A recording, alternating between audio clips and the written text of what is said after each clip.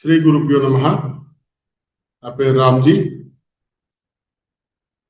వాస్తు వాస్తవికత అనేటువంటి ఈ శీర్షికలు ఈరోజు మనం చెప్పుకోబోయేటువంటి విషయం ఏమిటి అంటే క్షేత్రము, క్షేత్ర స్వభావము. అంటే నేల ఎలా ఉండాలి, ఆ ఎలా ఉండటము అనేటువంటిది వాస్తుశాస్త్రంలో ఏమని చెప్పబడింది అంటే ఇది నిర్మాణానికి ముందు ఆ భూమి యొక్క స్థితిగతుల గురించి చెప్పేటువంటి వివరణలు ఏ విధంగా ఉన్నాయి అనేటువంటి విషయాన్ని ఈరోజు శీర్షికలో తెలుసుకోవడానికి ప్రయత్నం చేద్దాం. ముందుగా ఏదైనా నిర్మాణం చేయాలనుకున్నప్పుడు పరిశుభ్రమైనటువంటి వాతావరణము లేదా గాలి, సూర్యరశ్మి మంచిగా ఉండేటట్టుగా, గాలి నీరు పుష్కలంగా ఉండేటువంటి ప్రశాంతమైనటువంటి వాతావరణంలో నివాసయోగ్యమైనటువంటి ఇంటి నిర్మాణం చేసుకుంటూ ఉండాలి. ఆరోగ్యం మహాభాగ్యం కదా. అందుకని కట్టుకునేటువంటి ఇల్లు మనిషికి ప్రశాంతతనిచ్చేటువంటి దానిలా ఉండాలి. ఇల్లు ఎంత చిన్నదైనా, ఇల్లు ఎంత పెద్దదైనా అది ఉండేలాగా ఉంటే ఆనందమయంగా ఉంటుంది. ఉండేలా లేకపోతే అదే దుఃఖమయమై, రోగమయమై, శోకమయమై అనేక రకాలైనటువంటి కష్ట నష్టాలను కలిగిస్తుంది. కాబట్టి ఇల్లు కట్టుకునేటటువంటి వారు ముందుగా పరిశీలించవలసింది ఏమిటంటే క్షేత్రం, దానితో పాటుగా భౌగోళిక అంశాలు. భౌగోళిక అంశాల దగ్గరికి వచ్చేటప్పటికి మనకి ప్రధానంగా కావాల్సింది ఏమిటి అంటే పీల్చేటువంటి గాలి స్వచ్ఛంగా ఉందా లేదా, ఇది ప్రధానం. రెండోది పుష్కలంగా స్వచ్ఛమైన నీరు దొరుకుతుందా లేదా, ఇది రెండో విషయం. మూడోది వెలుతురు సవ్యంగా ఆ దిశ నుంచి వస్తుందా లేదా. ఈ మూడు విషయాలు ఖచ్చితంగా భౌగోళికంగా దర్శించవలసినటువంటి విషయం. ఈ మూడు ఉన్న తర్వాత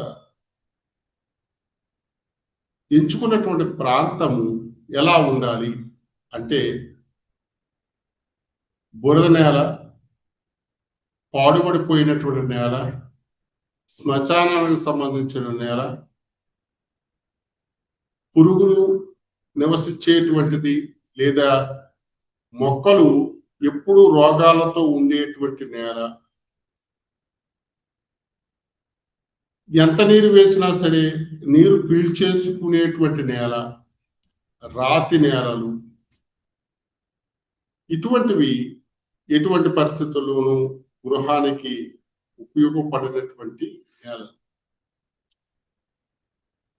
అయితే వాస్తు ప్రకారంగా గృహాన్ని నిర్మించాలనుకునేటువంటి వారి యొక్క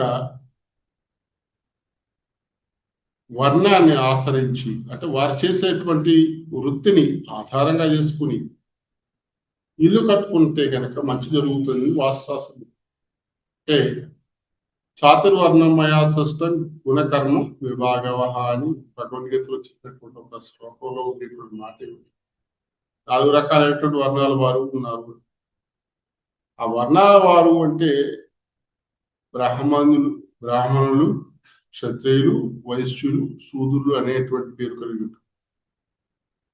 ఇది చేసే వృత్తిని ఆధారంగా వారి యొక్క గుణగణాల ఆధారంగా వివరించబడినటువంటిది. కాబట్టి ఎటువంటి వారికి ఎటువంటి నేల ఉండాలి అనేటువంటిది కూడా వాస్తుశాస్త్రంలో రాయబడింది. అంటే ఎవరు ఏ విధంగా ఇల్లు కట్టుకున్నప్పటికీ కూడా ఆ ఇంటి ప్రాంతంలో, ఆ నివాస ప్రాంతంలో వెళ్ళేటప్పటికీ వాళ్ళకి మానసికంగా ఎలా ఉండాలి అంటే మనస్సు ఆహ్లాదంగా ఉండాలి, సుఖంగా ఉండాలి, తృప్తిగా ఉండాలి. అటువంటి నేల ఉన్నప్పుడు ఆ వర్ణం వారికి అది తృప్తిని, హాయిని కలిగిస్తుంది. కాబట్టి ఇదివరకు కాలంలో ఎటువంటి వారు ఎటువంటి నేలలో ఉండడం వల్ల ఆనందము, తృప్తి కలుగుతుందో అటువంటి నేలలో ఉంటే బాగుంటుందని పురాతనమైనటువంటి వాస్తు స్థపతులు చెప్పడం జరిగింది. ఈ వాస్తు పండితులు, మహర్షులు చెప్పినటువంటి విషయాలని పరిగణలోకి తీసుకుని ఇదివరకు నిర్మాణాలు చేసినప్పుడు సేవకుల యొక్క గృహాలు ఎక్కడ ఉండాలి, వ్యాపారం చేసే వాళ్ళ యొక్క గృహాలు ఎక్కడ ఉండాలి, అలాగే సైనికులు, మంత్రులు, ఇత్యాదుల వారి యొక్క గృహాలు ఎలా ఉండాలి, రాజు పరివారము, రాజు భార్య అయినటువంటి ఆ స్త్రీ యొక్క మందిరాలు ఏ విధంగా ఉండాలి, అంటే రాజు రాణి యొక్క మందిరాలు ఏ విధంగా ఉండాలి అనేటువంటి విషయాల్ని చాలా సుస్పష్టంగా వాళ్ళు చెప్పడం జరిగింది. అలాగే ఆ రాజ్యాన్ని విభజించడం కూడా జరిగింది. అలాగే విభజించడం వల్ల వర్ణ సంకరం కాకుండా ఉంటుంది అనేటువంటిది ఒక విషయం అయింది. ఆయా భూముల్లో ఉండేటువంటి వారికి ఆయా గుణాల యొక్క సాధర్మం వలన, అంటే సమాన గుణాల వలన విపరీతం కలగకుండా వారు ఆ పనిని ఇంకా బాగా చేయగలుగుతారనేటువంటిది ఇంకొక విషయం. కాబట్టి ఒక్కొక్క నెలలో ఒక్కొక్కరికి అనువైనటువంటి పరిస్థితి ఉంటుంది. ఉదాహరణకి ఆయుర్వేదం ప్రకారంగా చూసినట్లయితే సాధారణ దేశము, అనూపదేశము, జాంగల దేశం అని దేశాలు 3 రకాలు. దేశం అంటే ఇక్కడ ప్రదేశము అంటే ఒక భూమి అని అర్థం. ఇప్పుడు జాంగల దేశం అంటే అడవి ప్రాంతము అని అర్థం. ఈ అడవి ప్రాంతం ఎవరికి అనువుగా ఉంటుందంటే వాత శరీరాలకు అనుకూలంగా ఉంటుంది. అలాగే అనూప ప్రాంతం అంటే జలం అధికంగా ఉండేటువంటి ప్రాంతం, అది పిత్త శరీరాలకు అనుకూలంగా ఉంటుంది. అలాగే సాధారణ ప్రాంతం కఫ శరీరాలకి అందరికీ కూడా అనుకూలంగా ఉండేటువంటి ప్రాంతం. కాబట్టి శరీర ధర్మాన్ని అనుసరించి వారికి అక్కడక్కడ సుఖం ఉంటుందని ఆయుర్వేద శాస్త్రం చెప్తుంది. అదేవిధంగా వాస్తుశాస్త్రం కూడా వారి యొక్క గుణాన్ని ఆశ్రయించి ఆ గుణాలు కలిగినటువంటి నేలలో కనుక నివాసం ఉన్నట్లయితే ఆ మంచి చెడులు వారికి ఆపాదించబడతాయని ప్రగాఢంగా నమ్మినటువంటి సిద్ధాంతము వాస్తు శాస్త్రంలో చెప్తుంది. కాబట్టి బ్రాహ్మణులు అనేటువంటి వారు ఎటువంటి నేలలో ఉండాలి అంటే, నేల అనేక రంగులు కలిగి ఉంటుంది. మనందరికీ తెలుసు, నేలలో సాధారణంగా తెలుపు నుంచి పసుపు రంగు దాకా ఉండేటువంటి నేలలు ఉంటాయి, నలుపు రంగు నేలలు ఉంటాయి, ఎరుపు రంగు నేలలు ఉంటాయి, అన్ని మిక్స్ అయినటువంటి నేలలు కూడా ఉంటుంది. ఈ 4 రకాలైనటువంటి వర్ణాల వారికి 4 రకాలైనటువంటి రంగులతో కూడినటువంటి భూమి, నేలని పెద్దలు నిర్ణయం చేయడం జరిగింది. ఉదాహరణకి ఎప్పుడు కూడా వేద పఠనము, సౌఖ్యకరమైనటువంటి సుఖభావం కలిగినటువంటి, సుకుమారత్వం కలిగినటువంటి, మేధస్సుతో పనిచేసేటువంటి, పరబ్రహ్మం వైపు ఎప్పుడు ధ్యానం చేసేటువంటి, వేదాధ్యయనం చేసేటువంటి బ్రాహ్మణ పురోహితులకి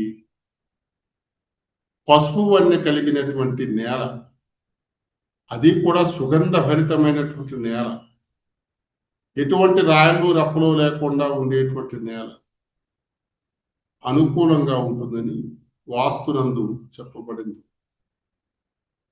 ఈ వాస్తు శాస్త్రంలో క్షత్రియులకి ఎరుపు రంగు నేల అంటే ఆ రంగు గోధుమ రంగు నుంచి కుంకుమ ఎరుపు దాకా ఉండేటువంటి రంగుల్లో ఉండేటువంటి వారికి క్షేత్రము అధికంగా ఉంటుంది, అంటే పౌరుషము, కుచితత్వము పెరుగుతుంది. కాబట్టి అటువంటి వారికి పురుషత్వం అనేటువంటిది గట్టిగా బలంగా ఉండాలంటే ఆ నేల స్వభావంలో ఉండేటువంటి గుణాలు కూడా వారికి ఉద్దీపన చెందించేలాగా ప్రవర్తిస్తాయి. ఏ గూటి పక్షి ఆ గూటి పలుకు పలుకుతున్నట్టుగా ఏ నేలల మీద ఉన్న వారికి ఆ నేల బుద్ధులు వస్తుంటాయి. విక్రమార్క చరిత్రము అనేటువంటి ఒక కథలో ఈ నేల స్వభావం గురించి చెప్తుంటారు. అలాగే అనేక తీర్థాలలో, క్షేత్రాలలో స్థల ప్రభావం అనేటువంటిది ప్రధానంగా ఉంటుంది. ఇది వాస్తు శాస్త్రం చెప్పినటువంటి విషయము. అలాగే పురాణ ఇతిహాసాల్లో కూడా స్థల ప్రభావం, స్థల తీర్థ ప్రభావాలు అనేటువంటివి చాలా సుస్పష్టంగా మనకి కనిపిస్తుంది. మరి ఇంత ఉత్కృష్టమైనటువంటి దాంట్లో క్షత్రియులకి ఎరుపు రంగు నేల అనేటువంటిది ఇవ్వడం అనేటువంటిది సమంజసమే కదా. ఎందుకంటే వారికి పిత్త స్వభావం అధికంగా ఉంటుంది. అలాగే గ్రహాల్లో కుజగ్రహం బలంగా ఉంటుంది. వారికి ఆ విధంగా ఇవ్వడం ధర్మం. కాబట్టి వాస్తు పండితులు అటువంటి నేలని నిర్ణయం చేశారు. ఇక వైశ్యులు, ఈ వైశ్యులకి సాధారణంగా పచ్చరంగు నేల అంటే పసుపచ్చగా ఉండేటువంటి నేల. ఎందుకని? వైశ్యులు బుధగ్రహానికి సంబంధించిన వారు కాబట్టి వారికి అన్ని రకాలైనటువంటి రుచులు ఉండాలి కాబట్టి బుధుడు అన్ని రుచులకు అధిపతి కాబట్టి అన్ని రుచుల్ని తను తీసుకునేటువంటి క్యాపబిలిటీ ఉంటుంది కాబట్టి సాధారణంగా వారికి షడ్రుచోపతమైనటువంటి ఆహారం కావాలి కాబట్టి వారు పసుపచ్చగా ఉండేటువంటి మధురసం ప్రధానంగా ఉండేటువంటిది, కషాయ రసం కూడా ప్రధానంగా ఉండేటువంటి నేల వాళ్ళకి అనువుగా ఉంటుంది. బ్రాహ్మణులకి మధురసం కలిగినటువంటి నేల అనుకువగా ఉంటుంది. అలాగే క్షత్రియులకి కటురసమైనటువంటి నేల చాలా అనువుగా ఉంటుంది. చూసారా, నేల రుచి గురించి చెప్తున్నారు, నేల రంగు గురించి చెప్తున్నారు, నేలలో ఉండేటువంటి గ్రహ స్వభావం గురించి కూడా చెప్తున్నారు. అంటే వాస్తుశాస్త్రము ఒక కోణంలో ఒక వ్యక్తి ఆరోగ్యంగా ఉంటాడని చెప్పట్లేదు. అన్ని రకాలైనటువంటి శాస్త్రాలని మేళవిస్తే వాస్తుశాస్త్రం వచ్చినట్టుగా మనం భావించాలి. లేదా వాస్తుశాస్త్రానికి అన్ని శాస్త్రాలతో అనుబంధం ఉందని మనం గ్రహించాలి. ఇక వర్ణము అనేటువంటిది గుణకర్మల చేత మాత్రమే విభజించాలి కానీ మతానుసారంగా, క్యాస్ట్ పరంగా అంటే కులపరంగా విమర్శించకూడదు అనేటువంటిది వాస్తు పండితుల యొక్క అభిప్రాయం. ఇక్కడ శుద్ధ జాతి వారికి వచ్చేటప్పటికి నలుపు రంగు నేల, ఉప్పు పులుపు కలిగినటువంటి నేలలు సాధారణంగా వీరికి అనుకూలిస్తూ ఉంటాయి. ఇలాగ ఉండటం వల్ల వీరు ఎక్కువగా కృషి వనరుల కింద అంటే ఎక్కువగా వ్యవసాయ పనులు చేయటము లేదా సేవకత్వం చేయటం అనేటువంటిది వాళ్ళకి ఆ శరీరానికి అనువైనటువంటి స్థితిని ఇస్తుంది. అంటే ఎటువంటి గట్టి పని చేసినా నల్లటి నేలలో నివసించే వారికి హాయిని సుఖాన్ని కలిగిస్తుంది. వాళ్ళు ఎంత పని చేయనివ్వండి, ఎంత ఆహారం తిననివ్వండి, వాళ్ళ యొక్క శరీరం పరిస్థితిలో బలిసి ఉధృతంగా ఉంటుంది. మట్టిని మట్టి కింద చూడకుండా మహోన్నతమైనటువంటి గుణకర్మలు కలిగినటువంటి ఒక ప్రధానమైనటువంటి వస్తువుగా, ఒక ద్రవ్యంగా చూసింది కేవలము వాస్తుశాస్త్రం మాత్రం. కాబట్టి వాస్తులో చెప్పినటువంటి భూమి ఏదైతుందో ఆ భూమిలో ఆయా వర్ణాల వారు గనక నివసించినట్లయితే వారికి సుఖము సంతోషం కలుగుతుంది. మీకు అవగాహన ఉందో లేదో కానీ ఇదివరకు ఒకవైపు అంతా కూడా బ్రాహ్మణులు, ఒకవైపు క్షత్రియులు, ఒకవైపు శూద్రులు, ఒకవైపు ఇంకొకరు, అలాగా ఎవరి పట్టణాలు వాళ్ళకి, ఎవరో లొకేషన్స్ వాళ్ళకి ఉండేటువంటి ఆధునిక చైతన్యం ఏర్పడి ఆధునిక పరిస్థితుల్లో ఎవరెవరో ఎక్కడెక్కడ ఉంటున్నారో కూడా తెలియట్లేదు. అలాగ ఉండటం వల్ల ఏం జరుగుతుందంటే వ్యక్తుల మధ్య సమన్వయం లోపించి వారి యొక్క సంస్కృతి సంప్రదాయాలు అనేటువంటివి విచ్చితి పొందేటువంటి అవకాశం ఉంటుంది.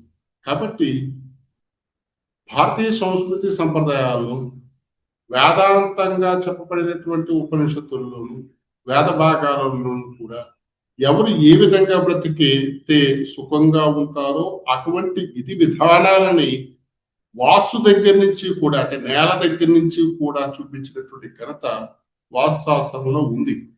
కాబట్టి నేను శూద్రుడినైతే నేను బ్రాహ్మణ భూమిలో బ్రతికితే నాకేమవుతుంది అంటే, బ్రాహ్మణ భూమిలో బతకడం వల్ల వాడు కాయ కష్టం చేయలేడు. ఎందుకంటే వాడు రోజు కూడా పూట గడిస్తే గాని, తిండి గడిస్తే గాని, డబ్బులు ఉంటే గాని ఖర్చు పెట్టుకునే పరిస్థితి. కాబట్టి వాడు ఒకవేళ బ్రాహ్మణ భూములు ఉండి బ్రాహ్మణ ఆహారం తింటూ ఉన్నట్లయితే వాడు కాయ కష్టం చేయలేడు. కాబట్టి అటువంటి భూమిలో వాడు నివసించకూడదని చెప్పాడు. కానీ నివసిస్తే ఏం జరుగుతుందంటే విపరీతాలు జరుగుతాయి. అందుకని వద్దన్నారు. అందుకనే మనకి భగవద్గీతలో ఉండేటువంటి ఒక శ్లోకం ఏముంటుంది, శ్రేయాన్ స్వధర్మో విగుణ పరధర్మాదనుష్ఠాత్ స్వధర్మే నిధనం శ్రేయ పరధర్మో భయావహ అని. అంటే కాబట్టి ఎటువంటి స్థలంలో ఎవరు ఉండాలి ఎవరు ఉండకూడదు అనేటువంటిది మన మీద వివక్షతో చెప్పలేదు.